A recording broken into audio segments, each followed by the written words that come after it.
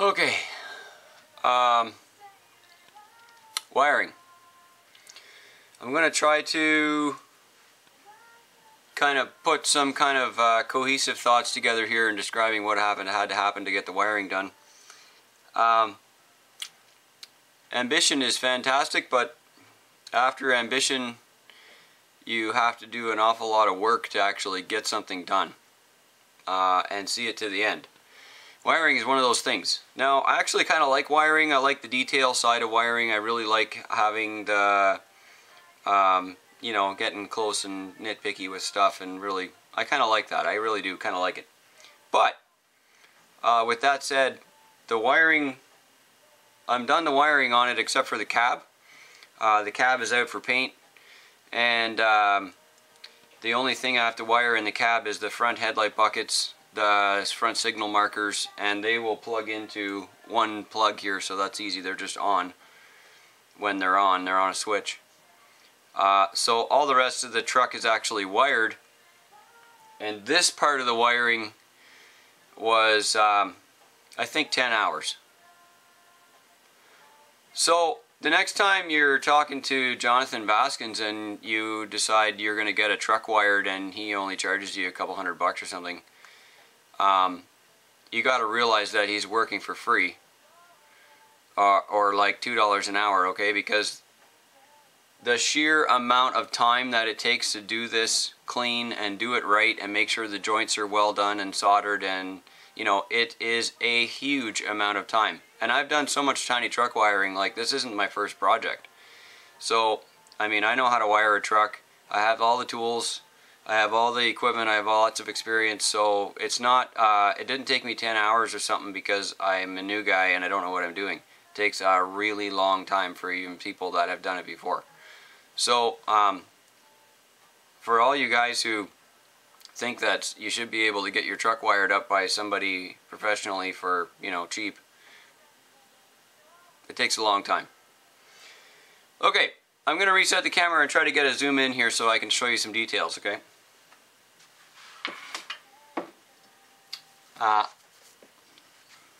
Wonder how to do this here. Let me get that over there.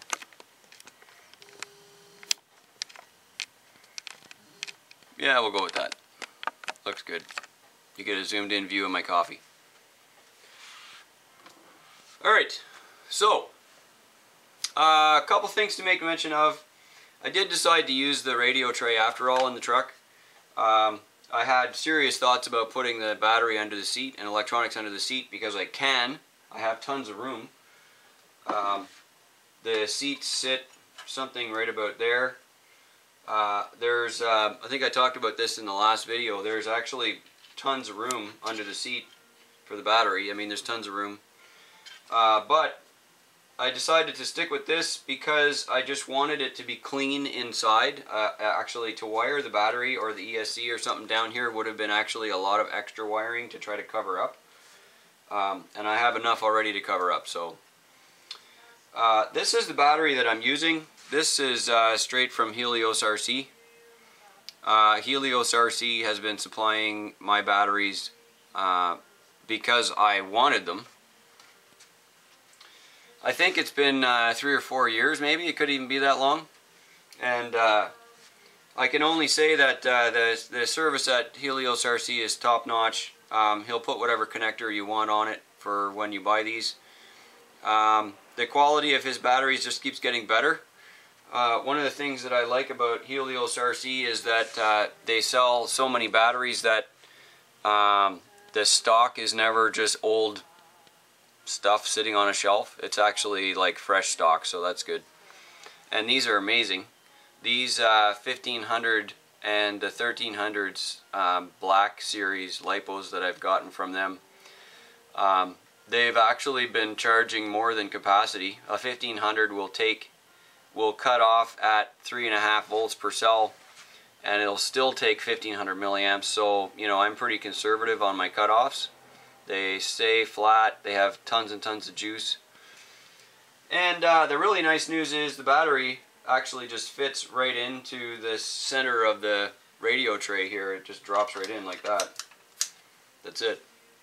Done. And you guys already know how easy it is to get the body off and on this truck because it's got all these corner magnets on it that hold it together. So, you know, the battery changes is nothing more than popping off the body and then, you know, pulling out the battery, and you're done. So, I want to show you how this all worked out. There's 2 things left to do on this truck. The first thing is I have to get a wiring harness today down at the hobby shop. I ran out of male servo plugs. So I have to go downtown and pick up some male servo plugs, and then my Castle Beck is going to plug in directly into my servo, my steering servo, so I can set the voltage on it depending on if I have a high voltage servo or not. And this is how it worked out. So the winch is on. It's temporarily bolted together. It just bolts in from the bottom, so that's pretty easy. You can see my front rock light bar is in. The rock light bar just is a Hey-OK strip that they sell for this rock light kit that goes straight down, very simple. It has sticky tape on it, but what I actually did is I also added a little bit of shoe goo on the outsides of it so that I could kind of just make sure it wouldn't get caught in a root or something while it was driving. My front spotlights are in. You saw those being set up in earlier videos, so they're in. And the wiring for the winch and the spotlights runs right down the inner fender here.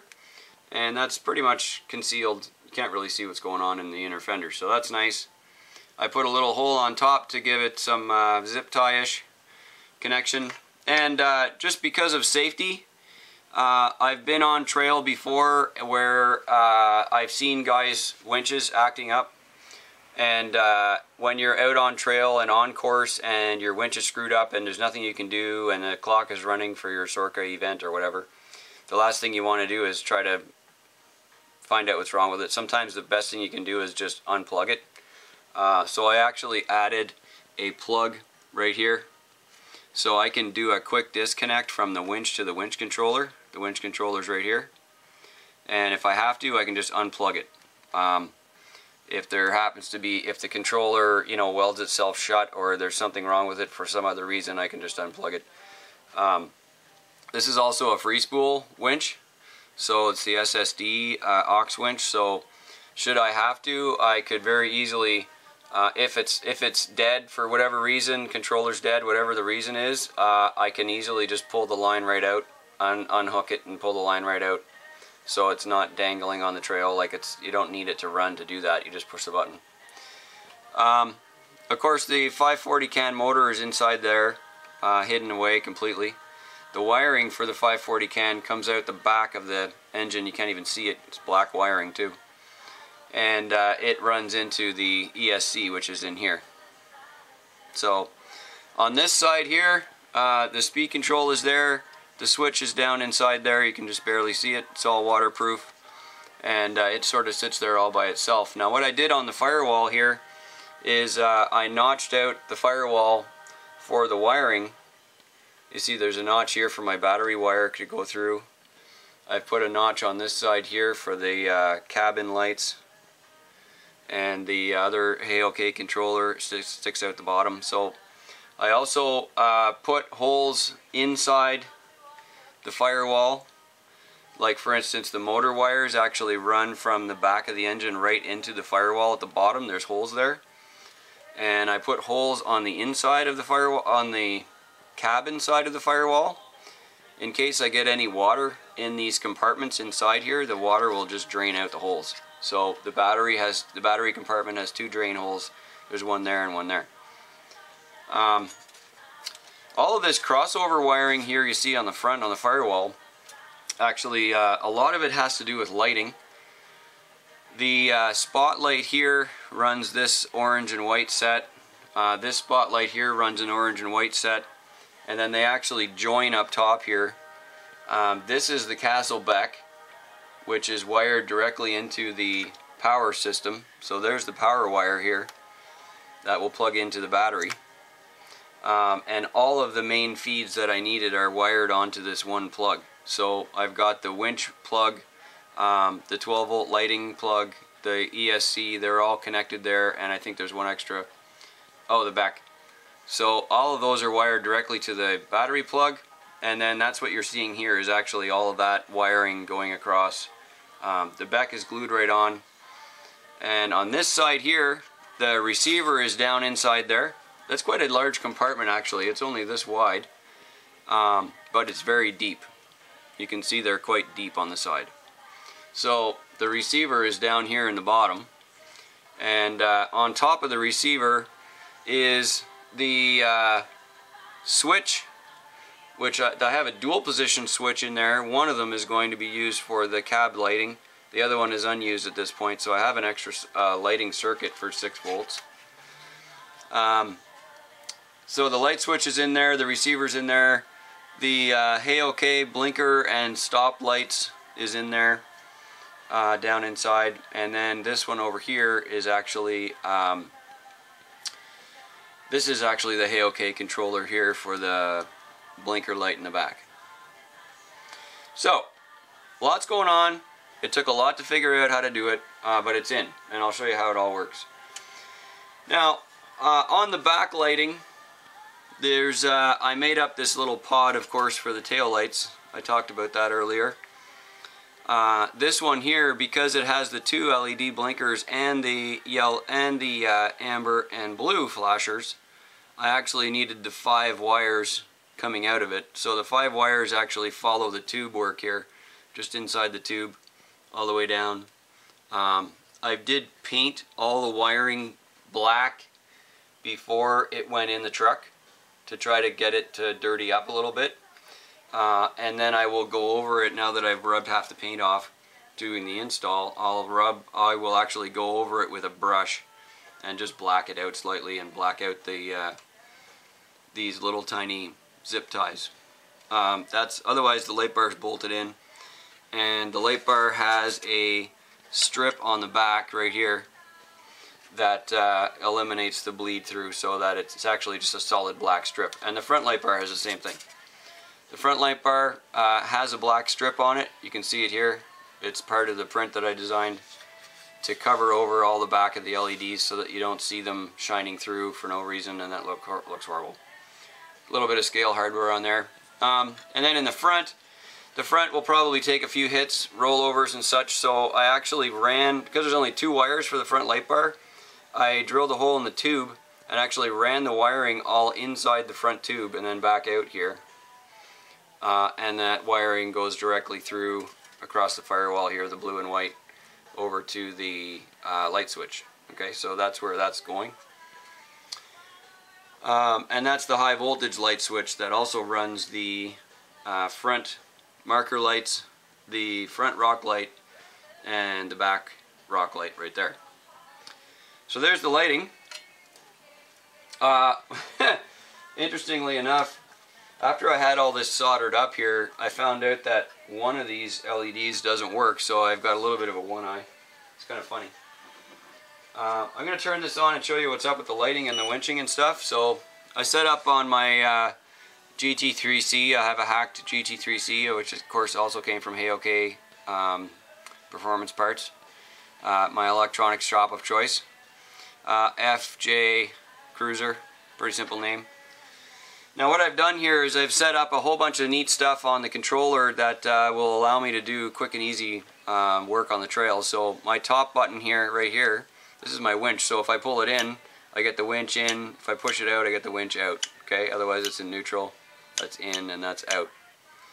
I set up my light switches here. So I've got this one here that goes from full minus to full plus. And then I've got this one here that goes from full minus to full plus. So these are my 2 light channels. I can turn off and on the lights simply like that. No brainer. And then of course the winch is here. And then these ones here, hang on, I have these sort of disabled. So the bottom one here doesn't do anything. This one here doesn't do anything. I've turned off the trim buttons here so they don't do anything. And then I've got of course my steering. I have no spring in my steering on purpose, by the way. For those of you who have, some of you guys that are watching have probably driven this controller before on some of the other GCM trucks, and I love it without a spring. That's just me. It's very natural looking. So I'm going to plug this in. Very simple, of course. The battery just drops right in that center console in the firewall. You jam in the plug. Everything's alive. And there you go. So the winch is set up here on this thumb, of course, here, so I can pull this in or out. Very easy. That'll just run right at the fair lead. All my other light switches are set up here and not being used, and then of course I have my off-road lights, which are all one shot. Now, if you have a look at the tail, I've got the Hey OK off-road lights here. You can see the off-road caution set is just running all the time, and if I get the gas on, then the brake lights will go out. The brake lights come on in neutral.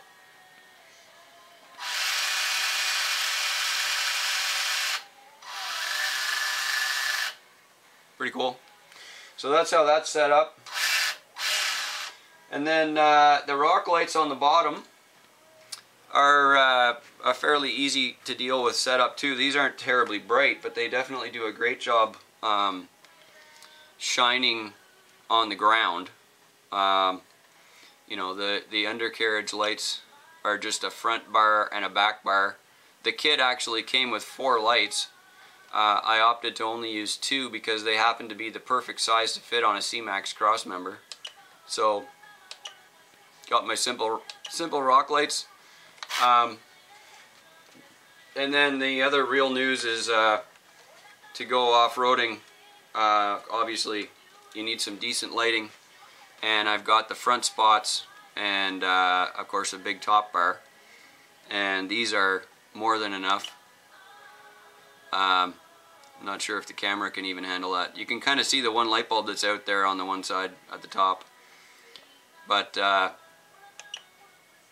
there's a huge amount of light here. There's truly a huge amount of light. It's insane. So that's all good. I'm going to paint the firewall, paint the wiring in the firewall. It's never going to be seen anyway, but I'm going to paint the wiring in the firewall just to get it blacked out and make it look a little more tidy. I could use the switch if I desire, but because there's so much direct voltage lighting on this thing and direct voltage for the servo, I wanted to make sure that it was easy to plug and unplug. So I will be using the plug for the battery, for the power off, instead of the actual switch. I don't think that the switch is actually, the switch only shuts off the ESC. It doesn't actually shut off the rest of the truck parts. So at least to me anyways, it's important to have the truck completely disconnected when I'm not using it, and that even includes, you know, standing around in line at the trail. All unplugged stuff. That's just me. Now you can kind of see why it was so important for me to have the body come off and on super easy. The only thing holding the body to the chassis after it's disconnected by magnets is actually going to be this one piece of plug right here that plugs in the front lights. So if I happen to be in a comp situation where I don't need the lights on anyway, and the body's coming off and on 2 or 3 times, I'm just going to leave the lights unplugged in the cab. It's only the headlights and the 2 side markers, so it won't matter. There we go. Obviously you heard the drivetrain running. I can put the drive axles in it now. I've checked my rotations for servo reverse and all that electronic stuff you have to do. It's all proofed out and working. I'm seriously hoping I never have to take this truck apart again because there's a lot going on. But the great news is some of this equipment just plugs right into this center wiring block here in the firewall. And this entire unit can be removed from the truck in one piece. So except for a lot of the wiring that's attached to it, for instance the light bars and stuff are actually attached to the firewall box. The firewall box itself is one piece and can come out with everything still glued on it. So that was a lot of work. Wiring is a big deal, but I think the rewards are high, You get things like special kind of off-road lighting in the back. Thank you to Al at Hey OK Electronics for setting all that up for me. He's got some of the most amazing products. Check out Hey OK at on the RC Crawler forums in the vendor electronics. This is very soon to have the body back from paint. That'll be a bit of a surprise for everybody, because although I gave Matt, who volunteered to paint it, I gave him a couple of ideas and guidelines. Other than that, I don't really know what we're going to get. So we'll see. In the next video, I expect to see a cruiser with some paint on it. Bye-bye.